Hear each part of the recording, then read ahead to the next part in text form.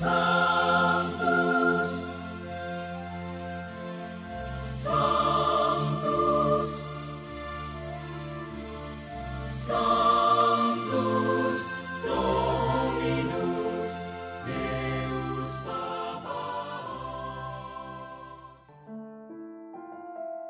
Bapak, Ibu, dan saudara-saudariku yang terkasih dalam Tuhan kita Yesus Kristus, salam sejahtera untuk kita semua. Berkat Allah yang Maha Kuasa senantiasa menyertai kita. Hari Rabu tanggal 17 April tahun 2024 adalah hari biasa pekan ketiga Paskah. Marilah kita mendengarkan dan merenungkan bacaan-bacaan kitab suci. Dalam nama Bapa dan Putra dan Roh Kudus. Amin.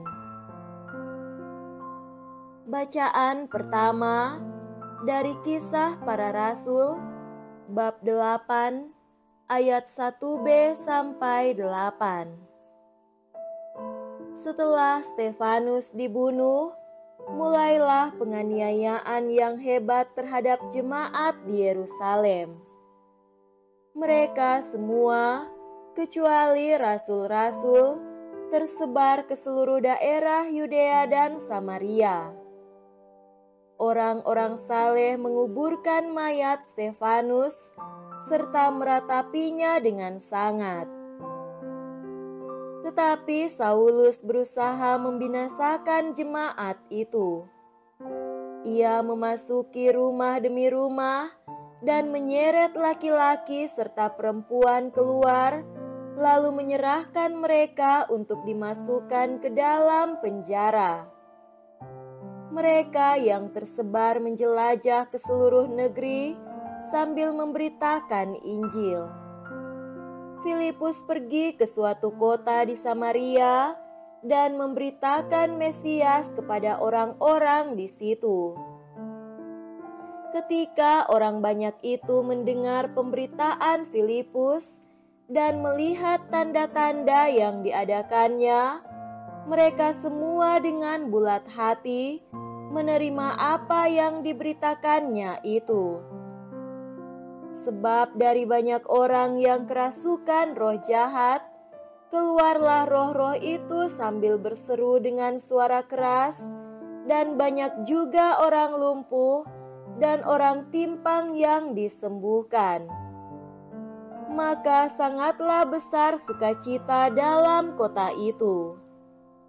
Demikianlah sabda Tuhan. Syukur kepada Allah.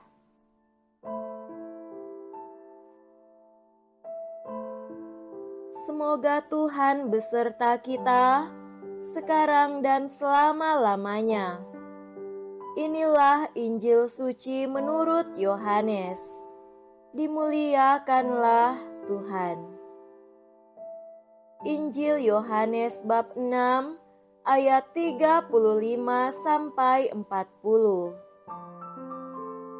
Di rumah ibadat di Kapernaum, Yesus berkata kepada orang banyak, "Akulah roti hidup. Barang siapa datang kepadaku, ia tidak akan lapar lagi, dan barang siapa percaya kepadaku, ia tidak akan haus lagi.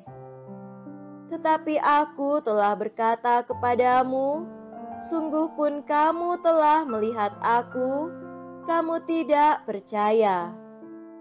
Semua yang diberikan Bapa kepadaku akan datang kepadaku, dan barang siapa datang kepadaku, ia tidak akan kubuang.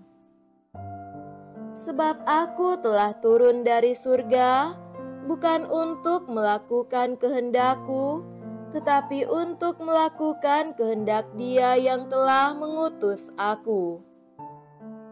Dan inilah kehendak Dia yang telah mengutus aku, yaitu supaya dari semua yang telah diberikannya kepadaku, jangan ada yang hilang, tetapi supaya kubangkitkan pada akhir zaman. Sebab inilah kehendak Bapa-Ku, yaitu supaya setiap orang yang melihat Anak dan percaya kepadanya beroleh hidup yang kekal, dan supaya Aku membangkitkannya pada akhir zaman. Demikianlah sabda Tuhan. Terpujilah Kristus.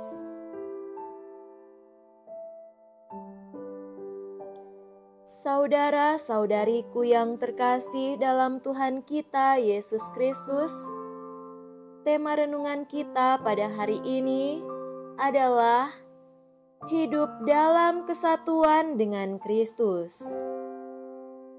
Impian dasar banyak orang beriman adalah mendapat jaminan setelah kematian, supaya tidak masuk neraka, supaya memasuki hidup yang abadi. Banyak dari kita mati-matian beriman dengan fokus agar sesudah mati kita tidak binasa. Tepatkah imajinasi iman yang seperti ini? Yesus mengungkapkan perihal kehendak Bapa atas perutusan dirinya, yakni supaya setiap orang yang melihat Anak dan yang percaya kepadanya beroleh hidup yang kekal, dan supaya Aku membangkitkannya pada akhir zaman. Injil Yohanes bab 6 ayat 40.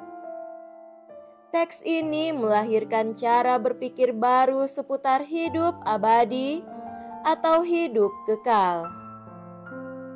Dalam cara berpikir kita sebagai orang beriman Kristiani, hidup yang kekal bukanlah sekedar proyek dunia kebakaan, bukanlah sebuah janji Allah yang dipenuhi nanti setelah kita mati.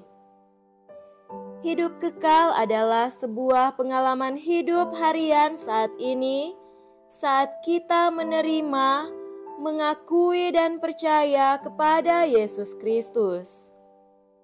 Hidup kekal adalah kenyataan hidup di mana Yesuslah pengendali utama hidup kita, dan itu adalah anugerah yang dialami sejak saat sekarang di dunia ini, pun nanti ketika kita meninggalkan dunia ini. Hidup kekal adalah lawan dari istilah kebinasaan.